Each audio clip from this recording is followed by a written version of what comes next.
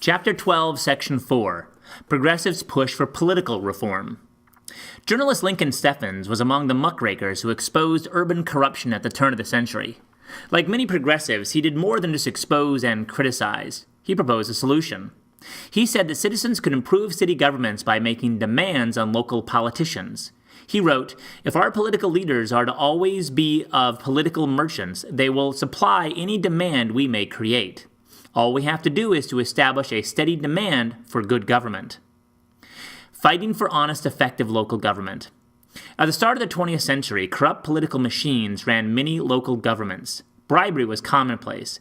Businesses paid politicians to cast votes that favored their interests, and people who wanted public service jobs often had to buy their way in.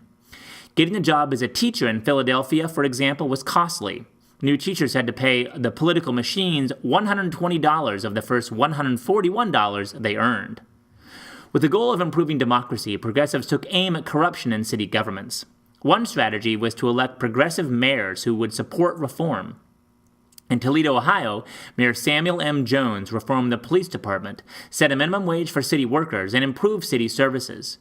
In Cleveland, Ohio, Mayor Tom Johnson reduced streetcar fares, set up public baths, and increased the number of parks and playgrounds. Progressives also wanted to reform the structure of local governments. In the early 1900s, a typical city was run by an elected mayor, and elected city councilors represented each of the city's wards or districts. The system made it easy for political machines to control local government. A devastating hurricane in Galveston, Texas, in 1900 set the stage for one type of reform. Unable to solve the problems of rebuilding, Galveston's government handed control to a 5-person city commission appointed by the governor. Each commissioner was an expert in a field, such as finance or public safety. The positions later became elected offices. The Galveston City Commission's work was so successful that by 1913, more than 350 American cities had adopted a city commission form of government. Other cities set up a city manager form of government, in which an elected city council hired a professional city manager. This official was selected based on skills and experience rather than party loyalty. Some progressives saw this system as limiting the power of political machines and making city governments more competent. However, others worried that efficiency came at the expense of democracy because voters did not elect the city manager. Reforming state government. Progressives also fought corruption at the state level. In many states, big business controlled government, leaving average citizens little influence. To return power to the people, progressives advocated various election reforms. One of these reforms was the secret ballot. In the early 1900s, each party usually printed ballots in its own color, which meant voters' choices were apparent for all to see. With the secret ballot, citizens voted in a private booth and used an official ballot. Over time, secret voting was used in most elections. Another reform was the direct primary, in which voters hold elections to choose candidates from each party to run for office in general elections. Direct primaries replaced a system in which party leaders picked the candidates.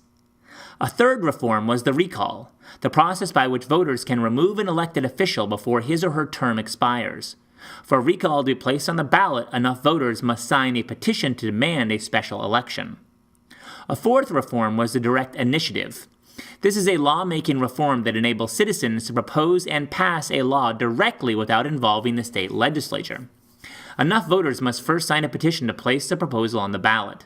It then becomes law if voters approve it on Election Day. This reform was more common in western states, where many progressives inherited a populist distrust of state legislatures. Another lawmaking reform favored in western states was the referendum. In this process, a law passed by a state legislature is placed on the ballot for approval or rejection by the voters. The referendum is similar to the initiative, but less commonly used. In addition to pressing for election reforms, progressives elected reform-minded governors. One famous progressive was Robert Follette, governor of Wisconsin from 1900 to 1906. Under his guidance, the state law passed laws to limit lobbying, conserve forests and other natural resources, and to support workers. Known as Fighting Bob, La Follette took a strong stand against the railroads, which controlled the distribution of many products, including meat and grain. By charging favored customers lower rates for carrying freight, the railroads made it hard for other businesses to compete. With reduced competition, consumers paid more for many products. La Follette responded by forming a commission to regulate railroad rates. He also convinced the legislature to increase taxes on the railroads. Governor Hiram Johnson of California also promoted progressive reforms. Like La Follette, he wanted to limit the power of the railroads. His campaign slogan was, "Kick the Southern Pacific Railroad out of politics." Johnson also regulated utilities, limited child labor, and signed into law an 8-hour workday for women.